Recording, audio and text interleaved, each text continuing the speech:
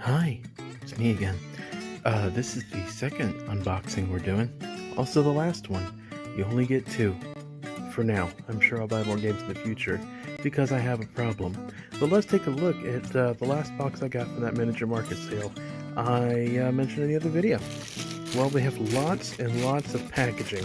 They really do like their packaging. I'll probably use that for something later.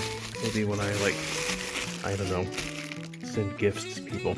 Let's see, the first one we have here is a game called Anchors Aweigh from Z-Man that I've actually looked at before.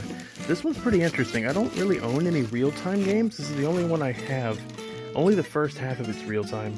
These tokens, or not tokens, these tiles that are put out are all in the middle, and the first part of the game is everyone is racing and grabbing the tiles they want to upgrade their ship.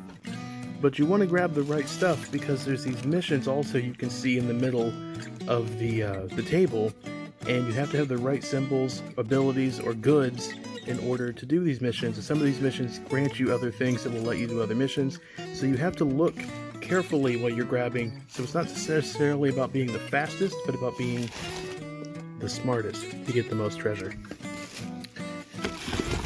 Then we have Ninja Tyson.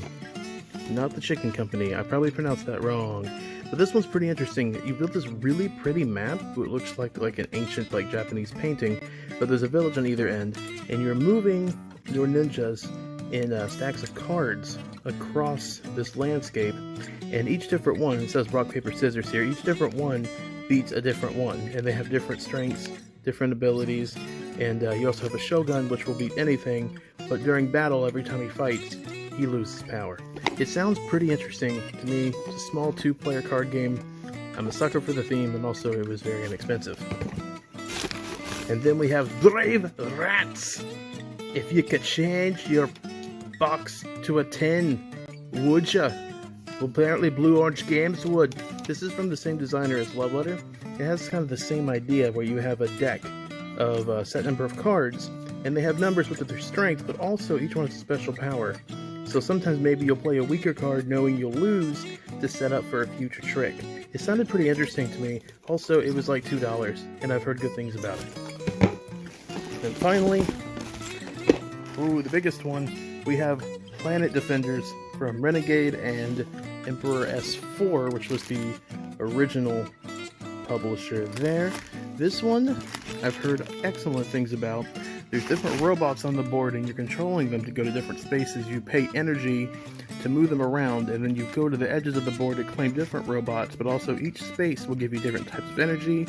There's also a place where you can gamble. That's not why I bought it. I don't have a problem. You have a problem. And it just sounds really, really neat. Also, I love the artwork, and it's got these big plastic miniatures for each one of the robots. Well, that's it. That is the last of the unboxings. I guess now this is a reboxing.